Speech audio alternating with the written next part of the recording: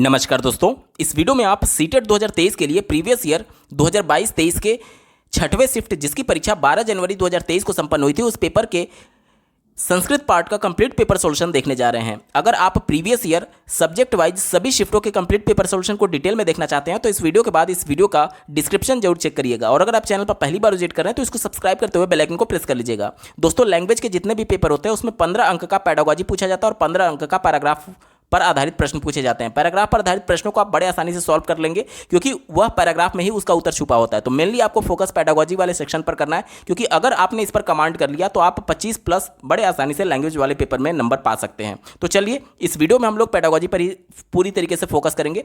पहला प्रश्न पूछा गया है, नीलिमा व्यवसायन चिकित्सिका अस्ति, यानी कि नीलिमा प्रोफेशन से व्यवसाय से एक चिकित्सिका हैं, ठीक है, एक डॉक्टर है। सा एकम नवीनम पुस्तकम कृतवती यस्मिन कोविड-19 टीकाकरणस्य मानव शरीरे प्रभावा वर्णिता आसन, यानी कि वह एक पुस्तक खरीदती हैं जिसमें कोविड-19 का जो वैक्सीनेशन किया गया था उसका मानव शरीर पर किस प्रकार से प्रभाव पड़ता है इसके बारे में उस किताब में वर्णन किया गया है। सा व्यवसायार्थ, यानी कि देखिए वह व्यवसाय के लिए स्वछात्रान च पाठयुतम, अपने छात्रों को पढ़ाने के दौरान वह इस पाठ्य पुस्तक का अध्ययन करती हैं कि किस प्रकार से बच्चों को बताना है। एतत् अध्ययनम किम कथ्यते, यानी कि जो शिक्षिका है, जो नीलिमा है, उनका खुद का इस किताब को पढ़ करके अध्ययन करना किस प्रकार का अध्ययन कहलाएगा, किस प्रकार का पठन कहलाएगा, ये हमसे पूछा जा रहा है। तो देखिए ये भी एक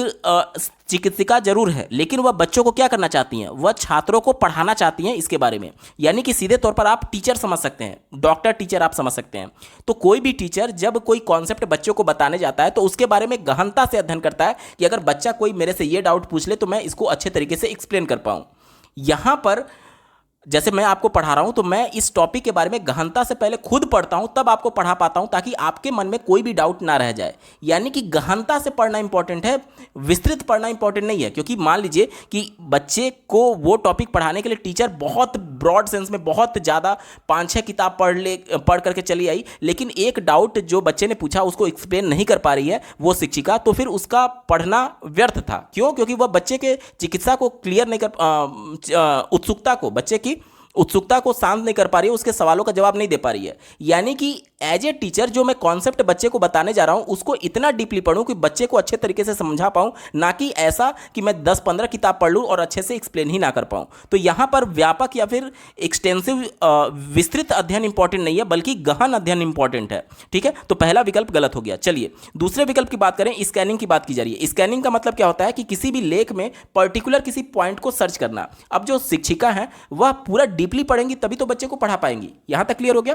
अब जैसे देखिए स्कैनिंग का मतलब क्या होता है, जैसे कि किसी भी पर्टिकुलर लेख में कोई पॉइंट को सर्च करना, इसे स्कैनिंग बोलते हैं, यानी कि सर्च करना।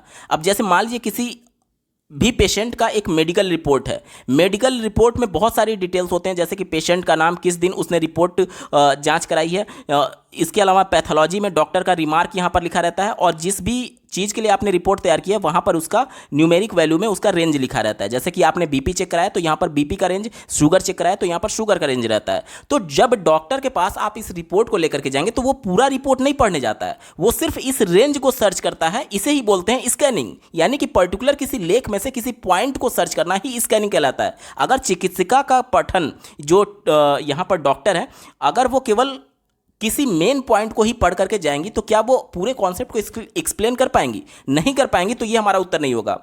तीसरा देखिए स्कीमिंग। स्कीमिंग का मतलब क्या होता है? विहंग दृष्टिपात अध्ययन, यानी कि देखिए दृष्टिपात कैसा है? विहंग, यानी कि ऊपर ऊपर पढ़ना। जैसे कि आप न्यूज़पेपर पढ़ते हैं तो किस प्रकार से पढ़ते हैं? आप न्यूज़पेपर को वर्ड बाय वर्ड नहीं पढ़ते हैं बल्कि आप चाहते हैं कि बहुत जल्दी समय में हम उसके पूरे थीम को समझ पाएं। जैसे कि मान लीजिए यहाँ पर कोई एक न्यूज़पेपर है तो सबसे पहले लोगों का ध्यान इसके हेडिंग पर जाता है, उसके बाद से यहाँ पर बॉक्स में मेन पॉइंट्स लिखा रहता है। तो सबसे पहले हेडिंग बच्चा या फिर कोई भी व्यक्ति पढ़ता है, उसके बाद से इन मेन पॉइंट्स को पढ़ता है ताकि वह पूरा थीम को समझ पाए। तो अगर केवल थीम को समझ करके डॉक्टर जाएगी तो पूरे कॉन्सेप्ट को अच्छे से डीपली क्लियर नहीं कर पाएगी। जैसे कि यहाँ पर थीम क्या है, यहाँ पर थीम है कि टीकाकरण जो कोविड-19 में किया गया था, वैक्सीनेशन किया गया था, वो शरीर में जाकर के किस प्रकार से प्रभाव पड़ता है। तो इसका थीम तो यही है ना कि वो हमारे शरीर के अंदर जो हमारी इम्यून सिस्टम है उसको बढ़ा देता है, हमारे शरीर में प्रतिरोधक क्षमता को बढ़ा देता है, ये उसका पूरा थीम है। लेकिन क्या इससे काम चल जाएगा? नहीं, वो डॉक्टर है और जो वहाँ पर बच्चे हैं वो भी डॉक्टर बनने की तैयारी कर रहे हैं, तो उस दौरान उनको डीपली बताना होगा। तो केवल ऊपर ऊपर बताने से काम नहीं चलेगा, इसलिए ये स्कीमिंग जो है वो उत्तर नहीं होगा। अब हमारे पास एक ही विकल्प बचा, गहन अध्ययनम। गहन अध्ययन का मतलब कि डीपली वो टीचर खुद पढ़ रही है तभी बच्चों को डीपली बता सकती है उस वैक्सीनेशन के बारे में कि किस प्रकार से ये हमारे शरीर में जाकर के हमारी प्रतिरोधक क्षमता को बढ़ाता है। ऑप्शन नंबर 4 यहां पर बिल्कुल एप्रोप्रिएट है, यही इसका सटीक जवाब हो जाएगा। अगला प्रश्न पूछा गया है, भारतवर्षे आंग्ल भाषायाः किम स्थानम अस्ति, यानी कि भारतवर्ष में आंग्ल भाषा को अंग्रेजी बोलते हैं, अंग्रेजी भाषा, यानी कि भारत में अंग्रेजी को कौन सा स्थान प्राप्त है। तो देखिए हमारे देश में 2 प्रकार की लैंग्वेज का जिक्र संविधान में किया गया है। पहला तो राजभाषा का जिक्र किया गया है। राजभाषा हमारे देश की कौन सी है? हिंदी है। और दूसरा जिक्र किया गया सहराजभाषा।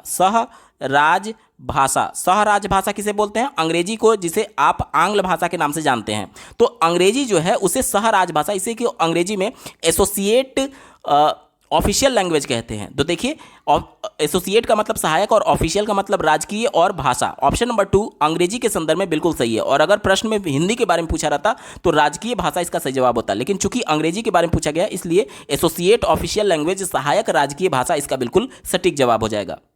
अगला प्रश्न पूछा गया है, 2020 राष्ट्रीय शिक्षा नीति विषय निम्नलिखितेषु किम सत्यम, यानी कि राष्ट्रीय शिक्षा नीति 2020 के विषय में निम्नलिखित में से कौन सा सत्य है। चौथे विकल्प से शुरुआत करते हैं। कहा जा रहा है कि छात्र है अधितासु त्रिशिशु भाषासु एका भाषा भारतीया स्यात्। देखिए ये चारों विकल्प में आप देखेंगे तो लैंग्वेज के बारे में जिक्र किया गया है। राष्ट्रीय शिक्षा नीति 2020 में लैंग्वेज के बारे में विशेष प्रावधान किया गया है। राष्ट्रीय शिक्षा नीति 2020 से पहले हमारे देश में 2 लैंग्वेज कॉन्सेप्ट लागू था, जिसमें पहला लैंग्वेज बच्चे की मदर टंग होती थी और दूसरा लैंग्वेज आंग्ल भाषा, जिसे आप अंग्रेजी बोलते हैं, वो पढ़ाया जाता था। लेकिन राष्ट्रीय शिक्षा नीति 2020 ये कहती है कि एक तीसरी लैंग्वेज भी बच्चे को पढ़ाया जाना चाहिए जो कि उस फॉरेन लैंग्वेज होगा। लेकिन ये तीसरा लैंग्वेज कब पढ़ाया जाएगा? जब बच्चा सीनियर सेकेंडरी यानी 11वीं 12वीं में होगा।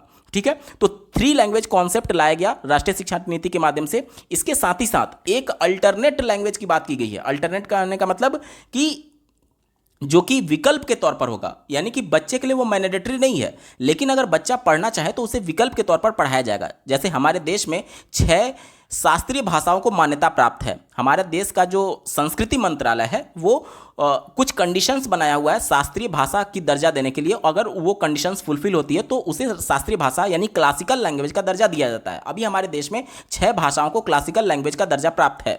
इन 6 क्लासिकल लैंग्वेजेज में से अगर बच्चा कोई इंटरेस्ट ले रहा है तो उसको 3 लैंग्वेज जो कि पहले बताया गया मेरे द्वारा, जिसमें पहला मदर टंग, दूसरा आंग्ल भाषा यानी अंग्रेजी और तीसरा फॉरेन लैंग्वेज, इनके अलावा अगर बच्चा इंटरेस्ट ले रहा है तो उसे शास्त्रीय लैंग्वेज भी पढ़ाया जाएगा, ऐसा मेंशन किया गया है राष्ट्रीय शिक्षा नीति 2020 में। ठीक है, इसी को ध्यान में रख करके उत्तर ढूंढेंगे। चौथे विकल्प में यह कहा जा रहा है कि छात्र अधितासु तीसृषि भाषासु एका भाषा भारतीय स्यात्, यानी कि छात्रों को 3 लैंग्वेज में से एक भाषा भारतीय भाषा होना चाहिए। तो ये तो पॉजिटिव है। क्यों पॉजिटिव है? क्योंकि वहां पर यह बातें मेंशन की गई है कि 3 लैंग्वेज में से पहला लैंग्वेज मदर टंग होगा, जो कि मदर टंग भारत की भाषा के तौर पर आप मान सकते हैं। ठीक है, क्योंकि अगर बच्चे हिंदी में पढ़ रहे हैं तो उस दौरान हिंदी भारत की भाषा के तौर पर देखा जाएगा। ठीक है, तो यहां पर यह विकल्प सही हो सकता है, फिर भी मैं स्टार लगा रहा हूं, आगे आपको पता चलेगा क्यों। तीसरा देखिए, छात्र अधितासु त्रिशिशु भाषासु एका भाषा विदेशिया स्यात्, यानी कि छात्रों के 3 भाषा में से एक भाषा विदेशी भाषा होनी चाहिए। तो देखिए ये प्रश्न प्राइमरी लेवल के लिए पूछा गया है और प्राइमरी लेवल में कक्षा 1 से 5 तक के ही बच्चे आते हैं, और जो विदेशी भाषा का जो जिक्र किया गया है वो सीनियर सेकेंडरी के लिए किया गया है, ना कि प्राइमरी के लिए। तो ये प्राइमरी के हिसाब से ये विकल्प गलत हो जाएगा। विदेशी भाषा जरूर है, लेकिन विदेशी भाषा प्राइमरी के लिए नहीं है, बल्कि वो सीनियर सेकेंडरी के लिए, इसलिए ये गलत हो जाएगा प्राइमरी लेवल के पेपर के लिए। दूसरा विकल्प देखिए, छात्र अधितासु त्रिशिशु भाषासु एका भारतवर्षीय वर्गीकृता शास्त्रीय भाषा स्यात्, यानी कहा यह जा रहा है कि 3 लैंग्वेज में एक क्लासिकल लैंग्वेज बच्चे को बताया जाएगा। तो देखिए मैंने आपको क्या बताया, क्लासिकल लैंग्वेज जो है वो ऑप्शनल है, अगर बच्चा रुचि ले रहा है तब उसको पढ़ाया जाएगा, ऐसा नहीं कि जबरदस्ती पढ़ाया जाएगा। लेकिन 3 लैंग्वेज जो मैंने आपको बताया, पहला मदर टंग, दूसरा अंग्रेजी और तीसरा फॉरेन लैंग्वेज, वो मैंडेटरी है सबके लिए, जबकि क्लासिकल लैंग्वेज सबके लिए मैंडेटरी नहीं है। और ये 3 भाषा में क्लासिकल लैंग्वेज शामिल नहीं है, बल्कि ये ऑप्शनल है। तो ये हमारा उत्तर नहीं होगा। अब हमारे पास एक ही विकल्प बचा, देखिए, छात्र अधितासु त्रिशिषु भाषासु न्यूनतमे द्विभाषा भारतीय स्यायत्ताम, यानी कहा यह जा रहा है कि 3 भाषा में से कम 2 भाषा भारतीय भाषा होनी चाहिए। हमारे पास पहला और चौथा विकल्प बचा हुआ है। चौथे विकल्प से ज़्यादा अप्रोप्रिएट पहला विकल्प है। क्यों? क्योंकि एनसीएफ के अंतर्गत बहुभाषिकता को परिभाषित किया गया है। बहुभाषिकता ये कहती है कि बच्चे अपनी मदर टंग से प्रारंभ करके उसके बाद से विद्यालय की औपचारिक भाषा और अन्य भाषाओं को सीखेंगे, यानी एटलीस्ट 2 भाषा और बच्चा सीखेगा। अब यहाँ पर ध्यान देने वाली बात यह है कि बच्चे का मदर टंग अलग हो सकता है। जैसे यूपी का कोई बालक है, अगर बच्चा भोजपुरी भी बोल रहा है तो उसको भोजपुरी में बोलने की इजाज़त कौन देता है? एनसीएफ देता है, मातृभाषा आधारित बहुभाषिकता के अंतर्गत। तो बच्चा मदर टंग भोजपुरी से शुरू किया, उसके बाद से विद्यालय की औपचारिक भाषा हिंदी बोलेगा, उसके बाद से अगर वो शास्त्रीय लैंग्वेज पढ़ना चाहता है तो वो भी पढ़ेगा, इसके बाद से अंग्रेजी पढ़ेगा और सीनियर सेकेंडरी में जाकर के वो फॉरेन लैंग्वेज पढ़ेगा। यानी कि वह अपने आप को एक्सप्रेस किस में शुरू किया था? भोजपुरी में। इसके बाद से वह हिंदी बोलना सीखा, औपचारिक भाषा, और उसके बाद से अंग्रेजी सीखा और ये सभी चीज़ें। यानी यहाँ पर जो 2 भाषा हो रही है वो भारत की भाषा हो रही है। तो ऑप्शन नंबर 1 ज़्यादा अप्रोप्रिएट है ऑप्शन नंबर 4 से, इसलिए ऑप्शन नंबर 4 यहाँ पर गलत हो जाएगा और ऑप्शन नंबर 1 बिल्कुल सटीक जवाब हो जाएगा। हालांकि ये प्रश्न विवादित है, क्योंकि अगर आप देखेंगे तो पहले और चौथे में दोनों में बहुत ज़्यादा एक तरीके से टफ कंपटीशन है और दोनों में एक उत्तर छांटना बहुत मुश्किल है। ये सीबीएसई की गलती मानी जाएगी कि इन्होंने ऐसा विवादित प्रश्न इसमें शामिल किया है। फिर भी मैं जो भी आंसर बताऊंगा वो ऑफिशियल आंसर की से ही बताऊंगा, तो ऑफिशियल आंसर की में ऑप्शन नंबर 1 को बिल्कुल सटीक माना गया है। अगला प्रश्न पूछा गया है, पठने अर्थ संप्रत्यय सिमेंटिक क्यूब किम अस्ति, यानी कि हमसे पूछा जा रहा है कि पढ़ने के दौरान अर्थ प्रत्यय क्या है जिसे अंग्रेजी में सिमेंटिक क्यू कहा जाता है। तो सिमेंटिक टर्म क्या होता है इसके बारे में जानते हैं। जैसे कि मान लीजिए बच्चे को एक नया शब्द दिया गया कार, अब इस कार शब्द से जुड़े हुए अन्य क्या क्या शब्द हो सकते हैं, यानी कि एक शब्द से जुड़ा हुआ दूसरा शब्द, दूसरे से जुड़ा हुआ तीसरा शब्द, तीसरे से जुड़ा हुआ चौथा शब्द। यानी कि अगर हमें एक शब्द का मीनिंग पता चल गया तो उससे जोड़ करके हम लोग अन्य शब्दों की मीनिंग के बारे में पता लगा सकते हैं। और क्यू का मतलब क्या होता है? संकेत, यानी कि एक शब्दों से दूसरे शब्दों का संकेत लेते हुए उसका अर्थ निकालना। अब यहाँ पर शब्द बाई शब्द जब अर्थ निकल जाएगा यानी पूरा थीम निकल जाएगा, यानी पूरे पैराग्राफ का थीम निकालने के सेंस में ये होता है। अब सिमेंटिक के बारे में थोड़ा सा और बात कर लेते हैं। जैसे कि मान लीजिए एक टीचर के द्वारा एक शब्द प्रयोग किया गया कार, अब टीचर ने पूछा कि इस शब्द से जुड़े हुए और कौन कौन से शब्द हो सकते हैं, तो दूसरा बच्चा बोलेगा कि कार से जुड़ा हुआ पहिया हो सकता है क्योंकि कार में पहिया होता है, ठीक है। तीसरा बच्चा बोलेगा कि कार से जुड़ा हुआ विंडो हो सकता है क्योंकि कार में विंडो होता है, ठीक है। उसके बाद से अगला बच्चा बोलेगा कि डोर हो सकता है क्योंकि कार में डोर होता है। इसके बाद से अगला बच्चा बोल सकता है कि ग्लास होता है, ठीक है। इसके बाद से कोई बच्चा बोल सकता है गियर होता है, कोई बच्चा बोल सकता है स्टीयरिंग होता है। अब इन शब्दों से नए नए शब्दों के बारे में जानने से फ़ायदा क्या होता है? इससे फ़ायदा ये होता है कि टीचर ने सिर्फ एक शब्द बोला था कार, और एक बच्चे ने डोर बोला, एक बच्चे ने विंडो बोला, एक बच्चे ने पहिया बोला, एक बच्चे ने स्टीयरिंग बोला, एक ने गियर बोला, एक ने ग्लास बोला। अब ये जरूरी नहीं है कि सभी बच्चा इस नए शब्दों के बारे में जानता हो, लेकिन एक एक शब्द तो प्रत्येक बच्चा जान रहा है, तो उस कंडीशन में प्रत्येक बच्चा इतने नए नए शब्दावलियों के बारे में जान सकता है। ये फ़ायदा होता है सिमेंटिक का, मतलब यानी एक शब्द से जुड़े हुए अन्य कौन कौन से शब्द हो सकते हैं जो कि उससे एसोसिएटेड है, उससे जुड़े हुए हैं, तो ये होता है सिमेंटिक। अब मैं आपको यहां पर यह बताने की कोशिश कर रहा हूं कि सिमेंटिक क्यू का मतलब कि एक शब्द से जुड़े हुए दूसरे शब्द का संकेत के माध्यम से प्रयोग करना, ताकि बच्चे को पूरे संप्रत्यय, पूरे एक तरीके से पैराग्राफ का थीम समझ में आ जाए। यही हमसे पूछा जा रहा है कि अर्थ प्रत्यय क्या होता है। तो एक शब्द से जुड़े हुए दूसरे और दूसरे से जुड़े हुए तीसरे, यानी कि प्रत्येक शब्द जो कि एक दूसरे से जुड़े हुए हैं उसका अंदाजा लगाते हुए पूरे पैराग्राफ का अर्थ निकालने के सेंस में होता है अर्थ प्रत्यय, ठीक है। ऑप्शन नंबर 1 से शुरुआत करते हैं। कहा जा रहा है कि शब्दार्थ, यानी कि एक शब्द के अर्थ के बारे में बात कहा जा रहा है, तो यह विकल्प निगेटिव है। क्यों? क्योंकि सभी शब्द एक दूसरे से जुड़े हुए हैं, तो एक शब्द का मतलब निकालते हुए हम पूरे थीम का मतलब पूरे पैराग्राफ का अर्थ निकाल सकते हैं। तो यहां पर पर्टिकुलर किसी एक शब्द की नहीं बात की जा रही है, बल्कि पूरे थीम की बात की जा रही है, ठीक है। दूसरा देखिए, शब्दानाम उच्चारण प्रक्रिया बोधः, तो यहां पर उच्चारण से संबंधित कुछ भी लेना देना नहीं है, प्रोनाउंसिएशन की बात नहीं होती है। व्याकरण विशेष्य अवबोधाय प्रवृत्ति ही, यानी कि व्याकरण की बात की जा रही है, तो यहां पर ग्रामर का भी कोई भी रोल लेना देना नहीं है। हम लोग शब्द बाई शब्द उसका अर्थ समझते हुए पूरे थीम के समझने की बात कर रहे हैं, ना कि ग्रामर की बात कर रहे हैं, तो यह उत्तर नहीं होगा। चौथा विकल्प देखिए, अर्थ निर्माण प्रक्रियाम प्रति प्रवृत्ति ही, यानी कि पूरे पैराग्राफ का अर्थ निर्माण यानी कि उसका थीम समझने की बात की जा रही है। एक शब्द से दूसरे शब्द, दूसरे से तीसरे शब्द से जोड़ करके अर्थ निकालने की बात की जा रही है, जो कि ऑप्शन नंबर 4 में दिया गया। विकल्प नंबर 4 इसका बिल्कुल एप्रोप्रिएट आंसर हो जाएगा। अगला प्रश्न पूछा गया है, सर्वे छात्राः विद्यालयी शिक्षां प्रथमतः मातृभाषायां प्रारभन्ते, यानी कि सभी छात्र विद्यालय की प्रारंभिक शिक्षा अपनी मातृभाषा से प्रारंभ करते हैं। तदंतु न्यूनतमे द्वे भाषे अधिका वा भाषा योजयन्ति, और उसके बाद कम से कम 2 भाषा वो और जोड़ते हैं उसमें आगे जाकर के। एतत् कथ्यते, यानी इसे क्या कहा जाएगा, तो ध्यान से समझिएगा। एनसीएफ 2005 बहुभाषिकता के बारे में ये कहता है कि बच्चे अपनी मातृभाषा से प्रारंभ करेंगे और धीरे धीरे वह विद्यालय की औपचारिक भाषा सीखेंगे और अन्य भाषाओं के संपर्क में आने से अन्य लैंग्वेज को वो सीखेंगे। यही तो बोला जा रहा है ना कि विद्यालयी शिक्षा बच्चे किससे प्रारंभ कर रहे हैं, अपनी मातृभाषा से, अपने मदर टंग से। तो मातृभाषा आधारित बहुभाषिकता इसे बोलते हैं, जो कि ऑप्शन नंबर 2 में दिया गया है। मातृभाषा आश्रिता बहुभाषीयता, ऑप्शन नंबर 2 सटीक उत्तर हो जाएगा।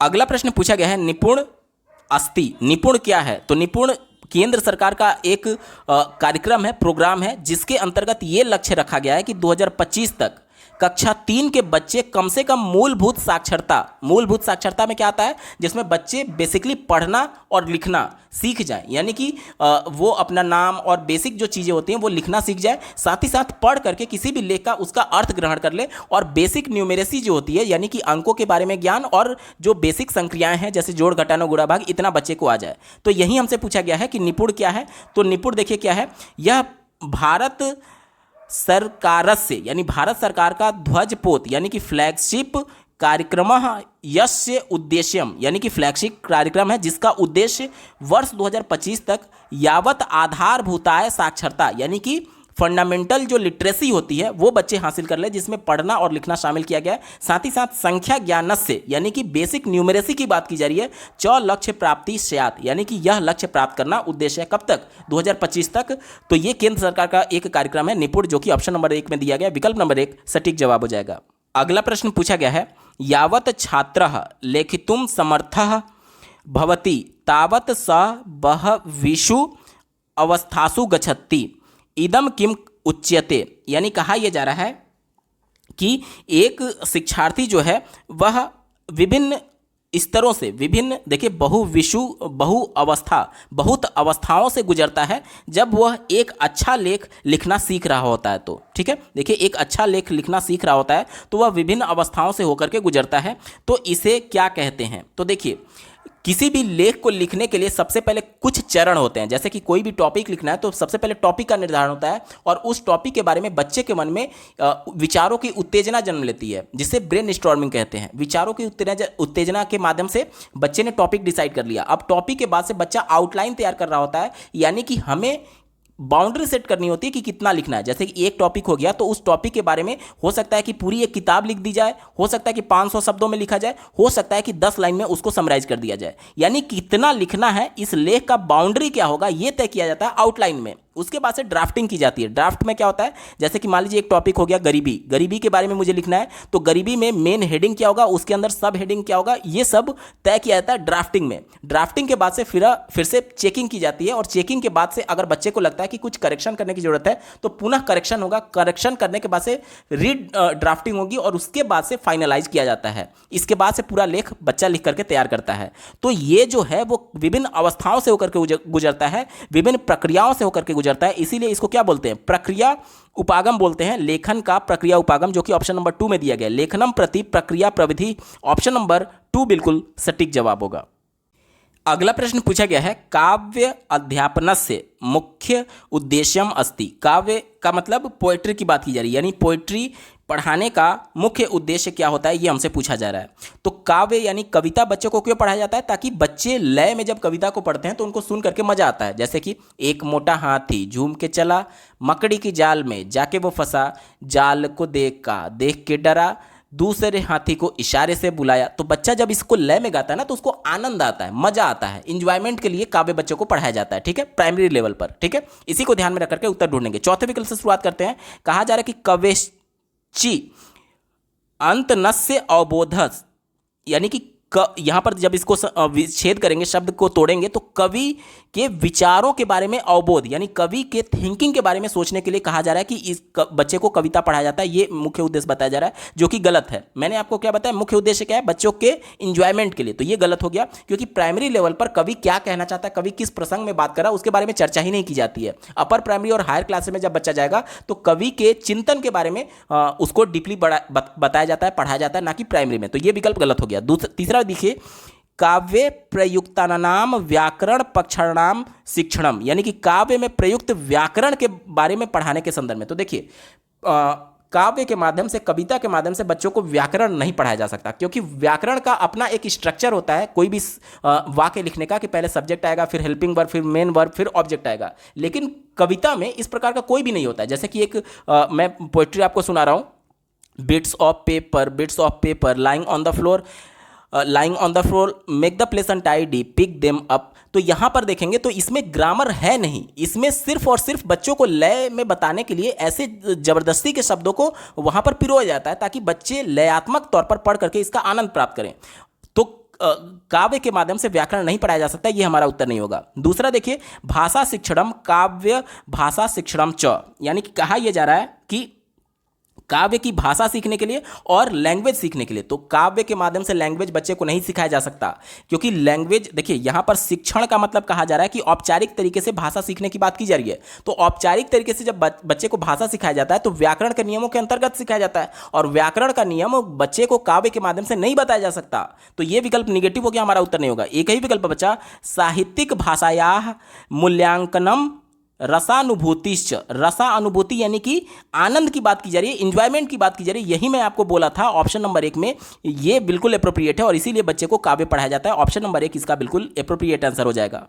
देखिए, बच्चे को जब व्याकरण पढ़ाना होता है तो व्याकरण काव्य से नहीं बल्कि उसको गद्य से पढ़ाया जाता है, यानी कहानियों के माध्यम से। अब कहानी से बच्चे को व्याकरण कैसे बताएंगे? जैसे कहानी में होगा कि एक समय में एक राजा था, वह शिकार पर जाया करता था, अचानक से उसके सामने भालू आ गया। तो अब यहाँ पर बच्चे को टेंस बताया जा सकता है कि ये सभी घटनाएं पहले से घटित हो चुकी हैं। तो जो घटनाएं पहले से घटित होती हैं उसे हम लोग क्या बोलते हैं? पास्ट टेंस बोलते हैं, यानी भूतकाल। तो बच्चे को भूतकाल आपने कैसे बताया? कहानी के माध्यम से। भूतकाल, भविष्यकाल, वर्तमान काल, ये सब क्या है? ये सब ग्रामर का पार्ट है। इसके अलावा कर्ता, हेल्पिंग वर्ब, मेन वर्ब, ये सब आप बच्चे को कहानी के माध्यम से बता सकते हैं, काव्य के माध्यम से नहीं बता सकते। ठीक है, तो जब बच्चे को व्याकरण बताना होता है तो हमेशा कहानी का हेल्प लिया जाता है, ना कि काव्य का। तो ये विकल्प ऑप्शन नंबर 1 बिल्कुल सटीक जवाब हो जाएगा काव्य के अनुसार। अगला प्रश्न पूछा गया था, अर्थात शब्द रूपम प्रति गति ही व्याकरण अध्ययन अध्यापने किम कथ्यते, यानी कि कहा यह जा रहा है कि देखिए, अर्थ के निर्माण से चलते हुए व्याकरण का अध्यापन अधिगम जो होता है उसे क्या बोलते हैं? तो देखिए, अर्थ से फिर व्याकरण के अध्ययन अध्यापन की बात की जा रही है, यानी कि संपूर्ण से लेकर के अंश की ओर चला जा रहा है। जैसे अर्थ क्या हो गया? पूरा थीम हो गया। जैसे मैंने आपको क्या बताया था इसके पहले, कहानी के माध्यम से बच्चे को बताने की बात की थी व्याकरण के। तो अब इसी को उदाहरण आप ले सकते हैं। जैसे बच्चे को कहानी के माध्यम से सब्जेक्ट के बारे में, वर्ब के बारे में, प्रेडिकेट के बारे में, ये सब चीज़ें बताई गई।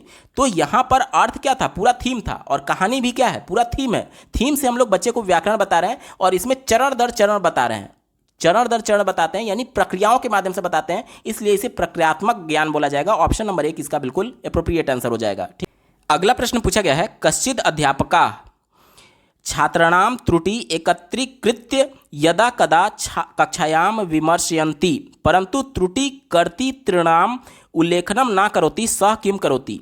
कहा यह जा रहा है कि एक शिक्षिका जो है, एक अध्यापिका जो है, वह छात्रों के त्रुटियों को एकत्रित करती हैं, छात्रों के त्रुटियों को एकत्रित करती हैं और उस पर क्या करती हैं? डिस्कशन करती हैं, विचार विमर्श करती हैं। लेकिन त्रुटि किसने किया है? देखिए, त्रुटि कर्तृणाम यानी त्रुटि किसने किया है, इसका उल्लेख किए बिना, यानी कि कक्षा में मान लीजिए 50 बच्चे हैं, 50 में से 20 बच्चों ने गलती की है, तो उन गलतियों को कक्षा में डिस्कस तो किया जा रहा है एकत्रित करते हुए, लेकिन ये नहीं बताया जा रहा है कि किसने कौन सी गलती की है। तो हमसे ये कहा जा रहा है कि सह किम करोति, यानी कि शिक्षिका क्या कर रही है। चौथे विकल्प से शुरुआत करते हैं। कहा जा रहा है कि सह संशोधनात्मक अध्यापनम करोति। संशोधनात्मक अध्यापन को अंग्रेजी में रेमेडियल टीचिंग बोलते हैं। तो कहा यह जा रहा है कि वह रेमेडियल टीचिंग कर रही है। रेमेडियल टीचिंग उत्तर नहीं होगा। क्यों नहीं होगा? ध्यान से समझिएगा।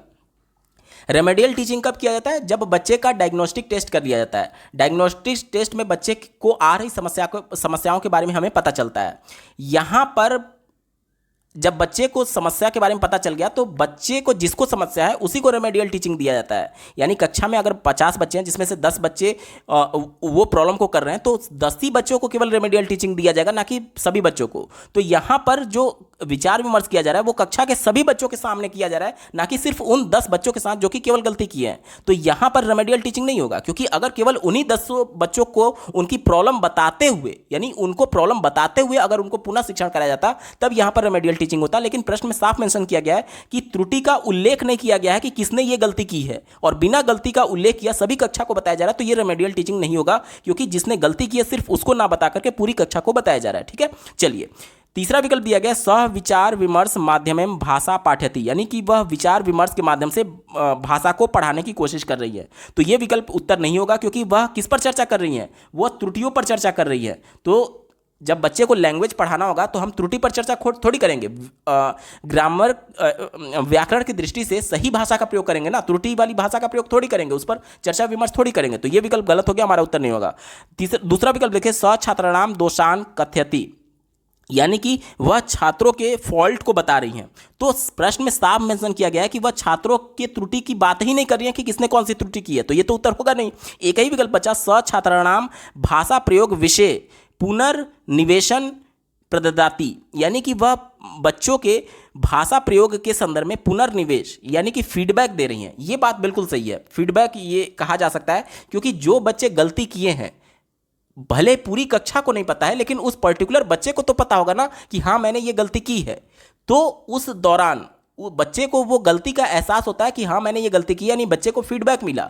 इसलिए ऑप्शन नंबर 1 यहाँ पर बिल्कुल अप्रोप्रिएट है, यही इसका सटीक जवाब हो जाएगा। आप कहेंगे कि ये तो चौथे में भी मिल रहा था बच्चे को कि हाँ ये गलती किया है, लेकिन जो रेमेडियल टीचिंग होता है उसमें माइनर सा डिफरेंस ये होता है कि रेमेडियल टीचिंग सिर्फ उस बच्चे के लिए किया जाता है जो कि गलती की थी जिस बच्चे ने, लेकिन प्रश्न में साफ शब्दों में मेंशन किया गया कि उस बच्चे को गलती बताई नहीं जा रही है और पूरी कक्षा के सामने ये किया जा रहा है। तो ये रेमेडियल टीचिंग नहीं माना जा सकता, ये बच्चों के लिए फीडबैक माना जाएगा, जो कि ऑप्शन नंबर 1 में दिया गया है। विकल्प नंबर 1 बिल्कुल सटीक जवाब हो जाएगा। अगला प्रश्न पूछा गया है कश्चित् अध्यापकः अष्टमी कक्षायाः छात्रान् नगरस्य ग्रामस्य वा परितः गत्वा ग्राम भवनानां महत्वपूर्णं स्थानानां विषये वा सूचना प्राप्तुं कथयति यत् ग्रामस्य विषये विज्ञापनं प्रकाशयुतं प्रारूपं निर्मयत् अयं प्रयोगः किं कथ्यते, यानी कहा यह जा रहा है कि कक्षा 8वीं के छात्रों को कोई शिक्षक जो हैं वह अपने नगर अपने गांव के चारों ओर जो विशेष प्रकार के भवन हैं और महत्वपूर्ण जो स्थान है उसके बारे में सूचना एकत्रित करने के लिए प्राप्त करने के लिए कहते हैं, ताकि ग्राम के विषय में गांव के विषय में एक विज्ञापन प्रकाशित किया जाए प्रारूप के तौर पर, यानी कि गांव का जो मॉडल प्रस्तुत किया जाए, एक तरीके से गांव का जो डिजाइन है पोस्टर के तौर पर उसको निर्मित किया जाए।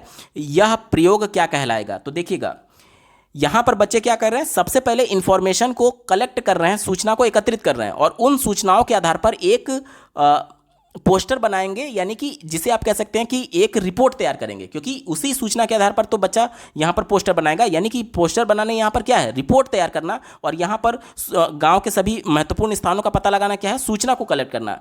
तो सूचना को कलेक्ट करके फिर उसके आधार पर रिपोर्ट तैयार करना, इसे बोलते हैं प्रोजेक्ट वर्क, जो कि ऑप्शन नंबर 2 में दिया गया है। देखिए समग्र परियोजना कार्यक्रम इसका बिल्कुल सटीक जवाब हो जाएगा। देखिए ऑप्शन नंबर 1 से कंफ्यूज मत हो जाएगा, ऑप्शन नंबर 1 में सिर्फ परियोजना कार्यक्रम दिया गया है, लेकिन यहाँ पर समग्र परियोजना होगा। समग्र का मतलब कि यहाँ पर गांव का जो पोस्टर बनाने की बात की जा रही है उसमें सभी चीज़ें शामिल होंगी। अब जब बच्चे के लिए बच्चा जब पोस्टर बनाएगा तो ऐसा थोड़ी है कि केवल उसमें भवन को दिखाएगा, केवल नगर को दिखाएगा या फिर केवल महत्वपूर्ण स्थान को दिखाएगा, बल्कि आसपास जैसे कोई बिल्डिंग दिखा रहा है तो इसके आसपास जो रोड जाएगी वो भी तो दिखाएगा, इसके आसपास जो मान लीजिए तालाब है वो भी तो दिखाएगा अपने गाँव में, और ये सभी चीज़ें मतलब एक तरीके से पूरा पोस्टर बनाएगा। तो इसलिए इसे समग्र परियोजना कहा जा रहा है। ऑप्शन नंबर 2 यहाँ पर बिल्कुल अप्रोप्रिएट आंसर हो जाएगा। अगला प्रश्न पूछा गया है भाषायाः अध्ययनम ज्ञायते, यानी कि भाषा का अध्ययन क्या कहा जाता है? तो इसे अंग्रेजी में लिंग्विस्टिक बोलते हैं, जिसे हिंदी में भाषा शास्त्रम बोलते हैं। ऑप्शन नंबर 2 सटीक उत्तर है।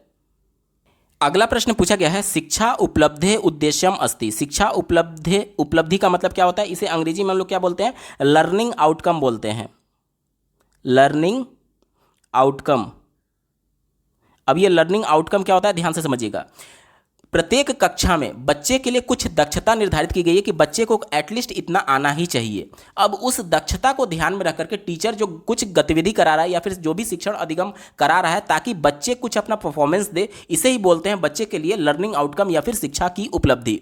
तो यहाँ पर इसका उद्देश्य क्या है? इसका उद्देश्य ये है कि बच्चे की प्रत्येक कक्षा में, चाहे वो बच्चा कक्षा 3 में है तो कक्षा 3 में जो न्यूनतम आहर्ता है या फिर न्यूनतम जो दक्षता है वो बच्चा हासिल कर ले, तभी तो वो कक्षा 4 में जाएगा। और यही तो हमारा उद्देश्य एज ए टीचर होना चाहिए कि जो चीज़ें बच्चे को सिखानी है पूरे एक शैक्षणिक सत्र में वो हम बच्चे को सिखा पाएं। और वो पहले से कैसे तय है? वो पहले से उसके सिलेबस करिकुलम में तय है और उसी को क्या बोलते हैं? उसी को दक्षता बोलते हैं कि एटलीस्ट इतना बच्चे को आना चाहिए। तो ऑप्शन नंबर 2 में इसी की बात की गई है, क्षमता आधारितम भाषा शिक्षणम, यानी कि क्षमता यानी दक्षता की बात की जा रही है। ऑप्शन नंबर 2 यहाँ पर बिल्कुल अप्रोप्रिएट आंसर हो जाएगा, यानी कि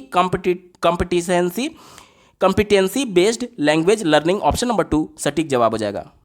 अगला प्रश्न पूछा गया था, षष्ठी कक्षायाः छात्रः रहीम पाठ्यविषयस्य अर्थं ग्रहीतुं पूर्वज्ञानस्य उपयोगं करोति, सः अध्ययनस्य का पद्धतिं गृहीताति। यानी कि ये कहा जा रहा है कि छठवीं कक्षा का एक छात्र है जो कि अपने प्रीवियस नॉलेज, अपने पूर्व ज्ञान का प्रयोग कर रहा है पाठ के विषय का अर्थ समझने के संदर्भ में। देखिए पूर्व ज्ञान का प्रयोग क्यों कर रहा है? ताकि वह उसका थीम समझ पाए, उस पाठ विषय का अर्थ समझ पाए, कॉन्सेप्ट का थीम समझ पाए। तो हमसे ये बोला जा रहा है कि इस प्रकार का जो अध्ययन है वो क्या कहा जाता है। तो ये देखिएगा यहाँ पर क्या बात की गई है? पहले थीम की बात की गई है और थीम के लिए वो क्या कर रहा है? अपने पूर्व ज्ञान को एक तरीके से उपयोग कर रहा है। तो जब भी पहले थीम की बात की जाएगी तो वो हमेशा टॉप डाउन अप्रोच होता है। टॉप डाउन अप्रोच यानी कि ध्यान से समझिएगा, जैसे कि मान लीजिए एक पूरा पैराग्राफ है, तो थीम क्या हो गया? इस पूरे पैराग्राफ का पूरा थीम यानी पूरा अर्थ। अगर बच्चे को पूरा थीम पता चल गया तो ये टॉप पर है कि यानी उसने अर्थ को समझ लिया, यानी संपूर्ण समझ सकते हैं कि पूरा इस पैराग्राफ का संपूर्ण मतलब उसने समझ लिया। अब इस पैराग्राफ में क्या क्या शामिल है? तो पैराग्राफ जो है वह वाक्यों से मिलकर के बना हुआ है। किससे मिलकर के बना हुआ है? वाक्य। तो टॉप पर तो इसका थीम हो गया, यानी संपूर्ण इसका थीम हो गया, और इसके अंदर जाएंगे तो उसको क्या मिलेगा? वाक्य मिलेगा। और वाक्य किससे मिलकर के बने हैं? शब्द से मिलकर के बने हैं। और शब्द किससे मिलकर के बने हैं? अल्फाबेट यानी कि वर्ण से मिलकर के बने हैं। और यहां पर क्या था? ये पूरा अर्थ था जिसे आप थीम बोलते हैं। तो यहां पर क्या बोला गया? थीम से बच्चा शुरू कर रहा है। देखिए अपने पूर्व ज्ञान का प्रयोग क्यों कर रहा है? थीम जानने के लिए, यानी थीम से शुरू कर रहा है। तो थीम क्या है? थीम तो टॉप पर है ना, तो इसे क्या बोलेंगे? टॉप टू डाउन अप्रोच बोलते हैं, या फिर इसे हिंदी में क्या बोलेंगे? ऊर्ध्वाधर पद्धति बोलेंगे। ऑप्शन नंबर 1 इसका बिल्कुल सटीक जवाब हो जाएगा। अगर प्रश्न में ऐसे पूछा रहता कि बच्चा वर्णों से शुरू करता है, फिर शब्दों के बारे में जानता है, फिर वाक्य के बारे में जानता है, फिर अर्थ यानी कि थीम निकाल रहा है, तो फिर इसका उल्टा हो जाता है, यानी नीचे से ऊपर, यानी कि अध ऊर्ध्व हो जाता है, यानी कि अंग्रेजी में से क्या बोलते हैं? बॉटम अप मेथड बोलते हैं। लेकिन यहां पर पहले थीम की बात की गई है, इसलिए ये टॉप डाउन मेथड हो जाएगा, टॉप डाउन मॉडल हो जाएगा, जिसे क्या बोलेंगे? ऊर्ध्वाधर पद्धतिम। ऑप्शन नंबर 1 बिल्कुल सटीक जवाब हो जाएगा। अगला प्रश्न पूछा गया है, प्रमाणिकः पाठ्य विषयः किम अस्ति। यानी कि प्रमाणिक पाठ्य विषय क्या होता है, यानी कि ऑथेंटिक टेक्स्ट क्या होता है, यह हमसे पूछा जा रहा है। तो देखिए कोई भी ऐसा लेख जो कि बच्चे को भाषा सिखाने के लिए नहीं बनाया गया है, लेकिन उसका प्रयोग बच्चे को भाषा सिखाने में किया जा सकता है, उसे ही हम लोग ऑथेंटिक टेक्स्ट बोलते हैं। जैसे कि मान लीजिए बच्चा कोई रेस्टोरेंट में खाना खाने गया, तो रेस्टोरेंट का जो मेनू कार्ड है वो मेनू बच्चे को भाषा सिखाने के लिए नहीं बनाया गया, बल्कि उस रेस्टोरेंट में कौन कौन से व्यंजन मिलते हैं, कौन कौन से खाना खाने के लिए मिलते हैं, उसके बारे में जानकारी देने के लिए बताया गया। लेकिन वहाँ का जो रेस्टोरेंट का जो मेनू होगा वो वहाँ के स्थानीय लोगों के द्वारा बोली जा रही क्षेत्रीय भाषा के बारे में ही होगा, यानी उसी लैंग्वेज का प्रयोग करके वहां पर मेनू लिखा गया होगा। अब जैसे मान लीजिए इंडिया में कहीं रेस्टोरेंट है तो वहां पर चाइनीज भाषा में थोड़ी लिखा जाएगा, वहां पर वहां के स्थानीय लोग जिस भाषा को समझते रहेंगे उसी बारे में तो लिखा जाएगा। जैसे मान लीजिए किसी गांव की बात करें तो गांव में कोई मान लीजिए ढाबा है, तो वहां पर चाइनीज भाषा का प्रयोग थोड़ी किया जाएगा। वहां के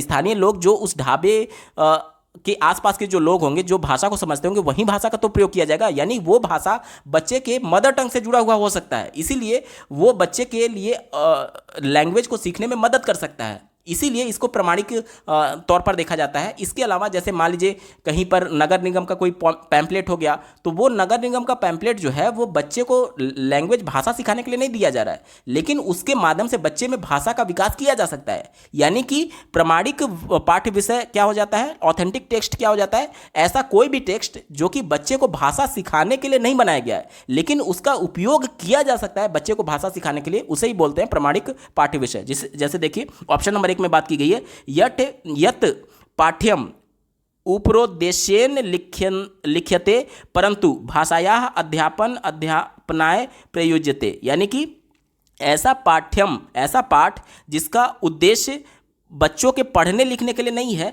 परंतु उसका उपयोग भाषा के अध्ययन और अध्यापन यानी कि टीचिंग लर्निंग में प्रयोग किया जा सकता है, उसे ही हम लोग बोलते हैं प्रमाणिक पाठ्य विषय। और इसको अंग्रेजी में बोल सकते हैं कि a text written for other purpose, a text written for other purpose. देखिए यहाँ पर लिखा गया अपर उद्देश्य, अपरोपदेश। जैसे कि अपर का मतलब क्या हो गया, जिसका उद्देश्य पढ़ाना नहीं था, दूसरा उसका कोई उद्देश्य था, अदर पर्पज था। देखिए उद्देश्य अदर पर्पज की बात की जा रही है, लेकिन उसका प्रयोग किस में किया गया, भाषा के अध्ययन अध्यापन में यानी कि टीचिंग लर्निंग में किया गया। तो इसे ही हम लोग बोलते हैं प्रमाणिक पाठ्य विषय। ऑप्शन नंबर 1 बिल्कुल अप्रोप्रिएट है, यही इसका सटीक जवाब हो जाएगा। दोस्तों ये पेपर पूरा सॉल्व हो चुका है। आपको ये वीडियो कैसा लगा कमेंट के माध्यम से जरूर बताइएगा, क्योंकि आपका एक कमेंट मुझे मोटिवेट करेगा ऐसे ही महत्वपूर्ण वीडियो लाने के संदर्भ में। अगर आप प्रीवियस ईयर शिफ्ट वाइज सभी सब्जेक्ट्स के कंप्लीट पेपर सॉल्यूशन को डिटेल में देखना चाहते हैं तो इस वीडियो के बाद इस वीडियो का डिस्क्रिप्शन जरूर चेक करिएगा। और अगर आप चैनल पर पहली बार विजिट कर रहे हैं तो इसको सब्सक्राइब करते हुए बेल आइकन को प्रेस कर लीजिएगा। इस वीडियो को देखने के लिए आपका बहुत बहुत धन्यवाद। भगवान करे आपका दिन शुभ हो।